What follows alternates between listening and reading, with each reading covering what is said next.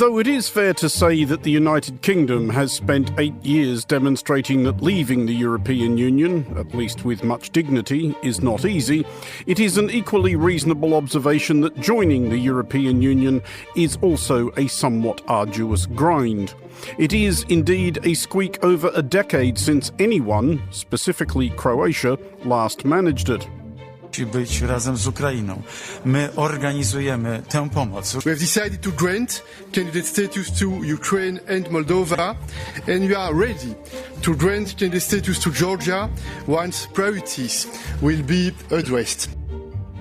This week, the EU and two new prospects formally began the likely interminable process of accession talks. For Ukraine and Moldova, for it is they, this would be a complex proposition at the best of times, and for neither Ukraine nor Moldova is it the best of times. Ukraine is at war for its survival. Moldova is seeking to avoid becoming the next victim of Moscow's ongoing revanchist tantrum. Both have chunks of their territory occupied by Russian troops and ruled by Russian proxies. All of which, ironically, is a partial explanation of why these talks are occurring. Ukraine applied for EU membership 4 days after Russia launched its full-scale onslaught in February 2022. Moldova was not far behind, and nor was Georgia, though negotiations with Georgia can be safely assessed a way off, until or unless Georgia's people are able to elect a government less ambiguous in its enthusiasm for the idea. Seriously, that's a whole other explainer, as is Kosovo, which applied in December 2022. The point being that nobody involved in the talks with Ukraine and Moldova, which began in Luxembourg this week, is seriously imagining that this is going to happen anytime soon. It was a full 10 years between Croatia's application and Croatia's admission, and Croatia's general situation was, by that point, reasonably straightforward.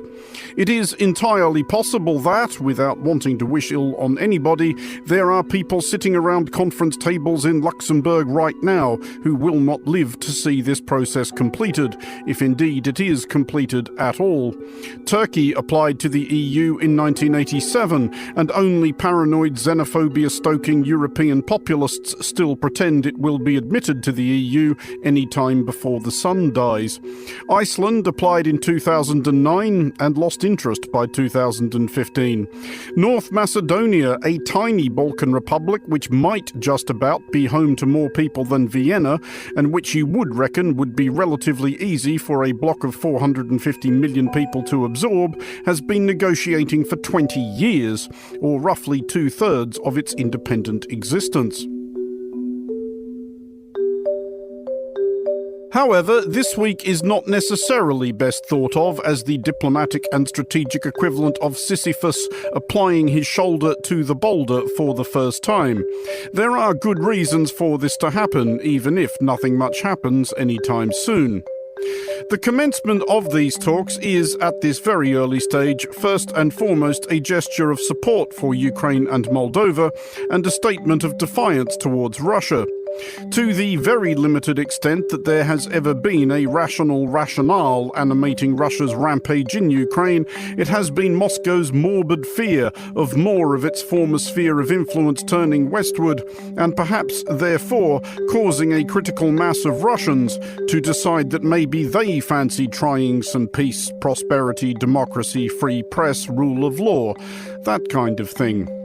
And neither Ukraine nor Moldova enjoy the protection of NATO membership. Indeed, as things stand, Moldova cannot, as Article 11 of Moldova's constitution commits it to neutrality. So putting Ukraine and Moldova on the path to EU membership is an important step in the construction of a fait accompli. It is also the case that the EU can be a little more flexible on admission than NATO. NATO would find it difficult to admit a country whose territory was partially occupied without implicitly triggering Article 5, and therefore war with the occupier. However, the EU has since 2004 had experience of having a member, Cyprus, which arrived both occupied and partitioned, in its case by Turkey, and there is a case that Cyprus's membership of the EU has contributed to an easing of tensions on the island since. Moldovans hope that progress towards the EU might exert an irresistible gravitational pull on Transnistria, the Russian pseudo-colony on Moldova's soil. In October, Moldovans will vote not only on whether or not to re-elect their pro-EU president, Maia Sandu, but whether to enshrine Moldova's aspirations of EU membership in the country's constitution.